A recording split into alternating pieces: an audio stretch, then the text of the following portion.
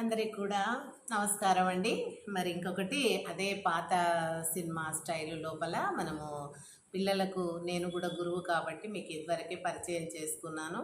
High school social studies బోధించే టీచర్ను. ఇప్పుడు retired అయ్యాను కాబట్టి నేను పిల్లలు లేనిది ఉండలేను. నాకు స్టూడెంట్సే నా లైఫ్ని ఇచ్చింది కాబట్టి వాళ్ళ ద్వారానే నేను జీవించాను. మరి గవర్నమెంట్ నాకు శాలరీ ఇచ్చిందంటే పిల్లల ద్వారానే కదండి. పిల్లలకు నేను చదువు చెప్పకపోతే వాళ్ళు ఎందుకు ఇస్తారండి. కాబట్టి నేను వాళ్ళ కోసము పైసా కాడికెళ్ళి కూడా కృషి చేశానని మేము ముందు సాక్ష్యంగా చెప్తున్నానండి. అదేవిధంగా ఇప్పుడు మరి ఆ పాత పాట మీద ఇంకోటి,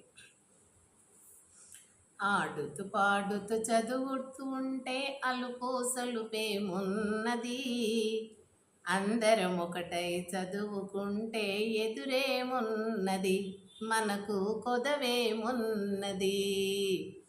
ఆడుతూ పాడుతూ చదువుతూ ఉంటే అలుపు సలుపేమున్నది, అందరం ఒకటై చదువుకుంటే ఎదురేమున్నది, మనకు కొదవేమున్నది. దోపిడి దొంగలు ఉండరు, దేశంలో దోపిడి దొంగలు ఉండరు. ఆ విధంగా మరి నేను ఇది మనకు తోటికోడళ్ళు అనే పాత సినిమాలో మరి ఈ పాట ఉందండి.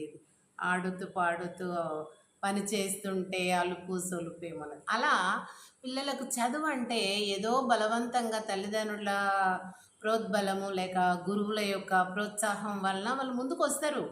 కానీ వాళ్ళు అదో ఇదో ఎడపదడప 10th వరకు చదువుతారు. ఆ తర్వాత రెక్కలు వచ్చిన పక్షుల్లాగా వారి ఇష్టానుసారంగా కొంతమంది తల్లిదండ్రుల మాట వినకుండా గురువుల చదువు కూడా అవసరం లేదనుకొని ఏదో అన్ని చిన్న చిన్న పనులు చేసుకొని నడపాలి, బ్రతకాలి. ఎందుకంటే అక్కడ వరకు గవర్నమెంట్ చదివించింది.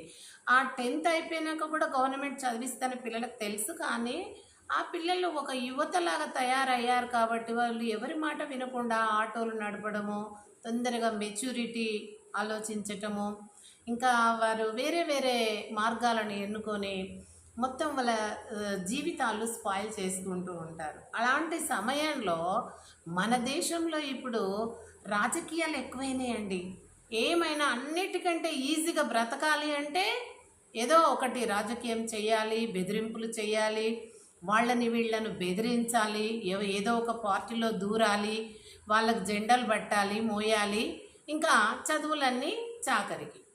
అంటే నిజమైన చదువు చదివినప్పుడు ఏమవుతుంది, పిల్లలు సరి అయిన జ్ఞానం తెలుసుకొని దేశ ఉన్నతి కొరకు పాటుపడతారు కదండి. కాబట్టి